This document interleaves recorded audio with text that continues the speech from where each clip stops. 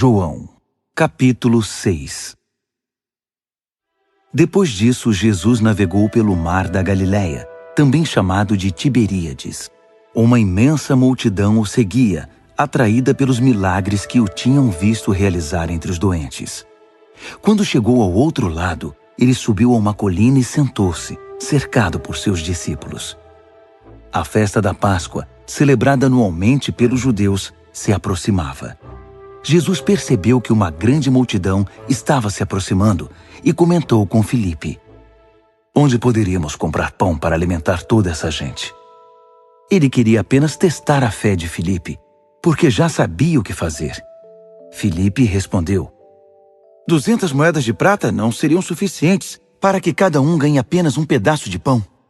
Um dos discípulos, André, irmão de Simão Pedro, disse: "Há um menino aqui com 5 pedaços de pão e 2 peixes, mas para uma multidão como esta, isso é como uma gota num balde."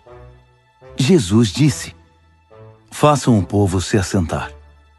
A grama verde formava um belo tapete natural, e eles se acomodaram ali, cerca de 5.000 pessoas. Então Jesus tomou o pão e, tendo dado graças, mandou que fosse distribuído. Em seguida fez o mesmo com os peixes. Todos comeram à vontade. Depois que o povo comeu até se fartar, ele disse aos discípulos: "Ajuntem as sobras para que nada seja desperdiçado." Eles obedeceram e encheram 12 cestos grandes com as sobras dos 5 pedaços de pão. O povo compreendeu que Deus estava agindo no meio deles.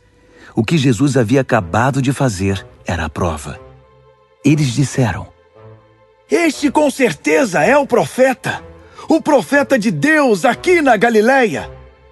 Jesus percebeu que no entusiasmo deles já cogitavam a ideia de fazê-lo rei.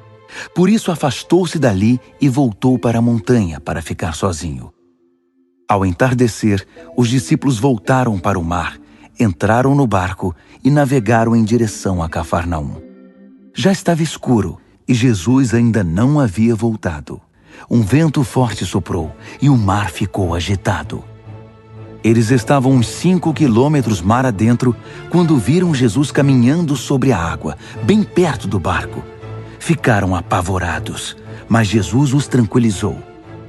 "Sou eu, está tudo bem. Não fiquem com medo." Então eles o receberam no barco e pouco depois chegaram à terra, no lugar exato a que pretendiam chegar.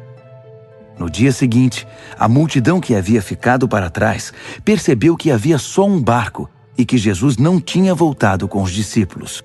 Eles tinham visto o barco sair sem Jesus, mas havia barcos de Tiberíades por perto na hora em que eles comiam um pão abençoado pelo Senhor.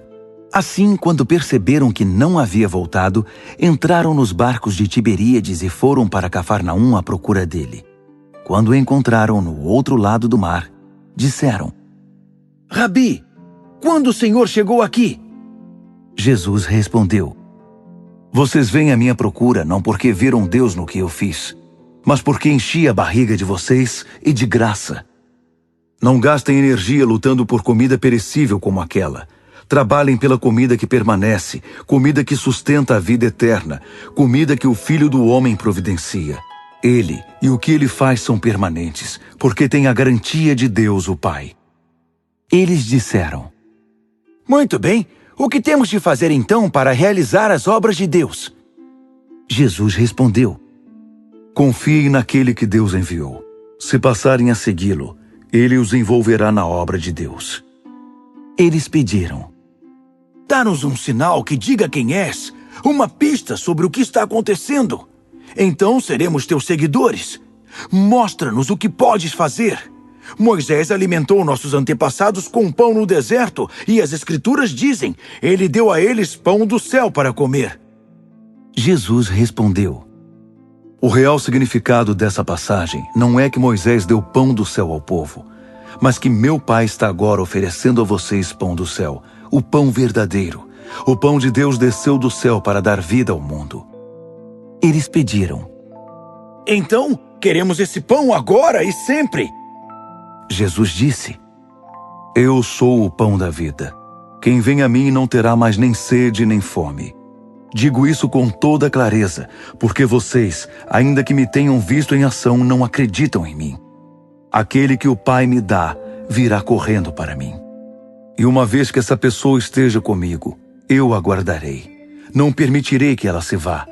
Desci do céu não para seguir meus caprichos, mas para cumprir a vontade daquele que me enviou.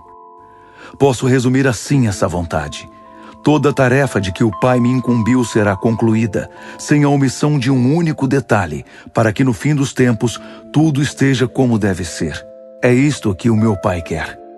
Que quem vir o Filho, acreditar nele e no que ele faz, e tornar-se seu seguidor, entre na vida verdadeira, a vida eterna. Minha tarefa é mantê-los vivos e intactos até o fim dos tempos.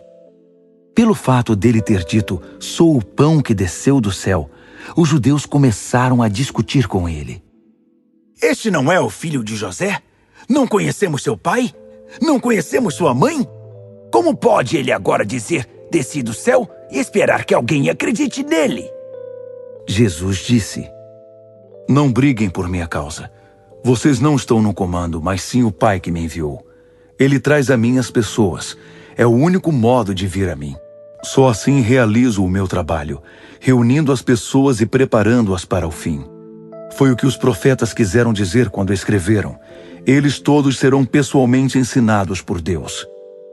Quem quer que tenha passado algum tempo ouvindo o Pai, ouvindo de verdade e aprendendo, vem a mim para ser ensinado pessoalmente, para ver com os próprios olhos e ouvir de mim com seus ouvidos, pois tudo recebi diretamente do Pai.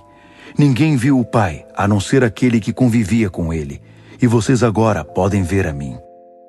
Digo isso agora da maneira mais sóbria e solene. Quem crer em mim tem vida verdadeira, vida eterna. Eu sou o pão da vida. Seus antepassados comeram pão do céu no deserto e morreram, mas agora está aqui um pão que verdadeiramente veio do céu. Quem comer desse pão jamais morrerá. Eu sou o pão vivo, que desceu do céu. Qualquer um que comer desse pão viverá, e para sempre. O pão que dou ao mundo, para que possam comer e viver, sou eu mesmo, um ser de carne e sangue. Os judeus ficaram alvoroçados outra vez. Como pode este homem servir sua carne numa refeição? Mas Jesus não deu confiança a eles e prosseguiu. Só depois que comerem e beberem carne e sangue, a carne e o sangue do Filho do Homem, vocês terão vida interior. Quem tiver um desejo sincero por essa comida e bebida, obterá a vida eterna e estará pronto para o dia final. Minha carne é verdadeira comida e meu sangue é verdadeira bebida. Ao comer minha carne e beber meu sangue, vocês vão estar em mim e eu em vocês.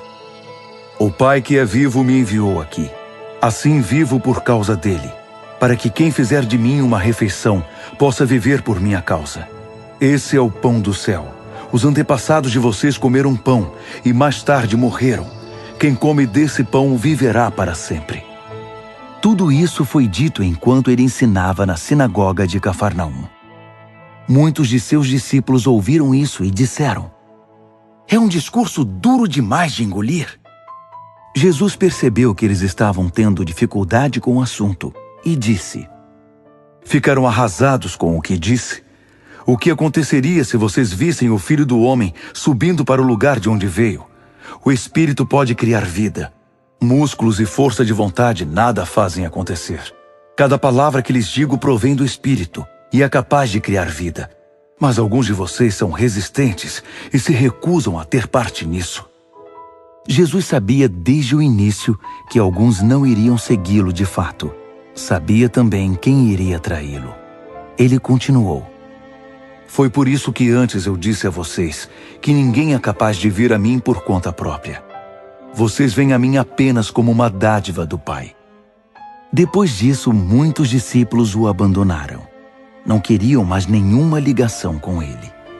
Então, Jesus deu aos 12 a mesma oportunidade. Vocês também querem me abandonar? Pedro respondeu: Senhor, para onde iríamos? Só o Senhor tem as palavras de vida verdadeira, de vida eterna. Já decidimos segui-lo de fato e acreditamos que és o Santo de Deus. Jesus respondeu: Eu não escolhi vocês, os 12? Mesmo assim, um de vocês é um diabo. Ele se referia a Judas, filho de Simão Iscariotes. Esse homem, um dos 12, já estava se preparando para trair.